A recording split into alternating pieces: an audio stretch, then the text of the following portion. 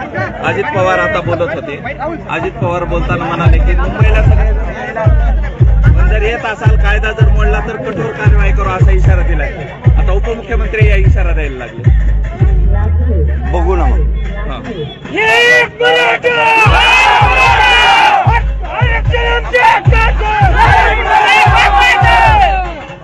कारवाई तर करा. तुम्ही पहिल्यापासून हेच केलं. तुम्ही पहिल्यापासून मराठ्यांच्याच मुळावर उठले. आम्हाला हे बोलायचं नव्हतं. तुम्ही मौन धरलं होतं. आम्हाला असं वाटलं होतं की तुम्ही मराठा समाजाच्या पाठीशी आहेत. परंतु शेवटी तुम्ही तुमच्या पोटातले विचार तोंडावर आणलेच म्हणायचं. पहिल्यापासून तुम्ही मराठ्याच्या विरोधातच काम केलं. 10-5 जण जवळ ठेवले फक्त, आणि बाकीच्या करोडोच्या संख्येनं मराठ्यांचं तुम्ही वाटोळं केलं. ठीक आहे.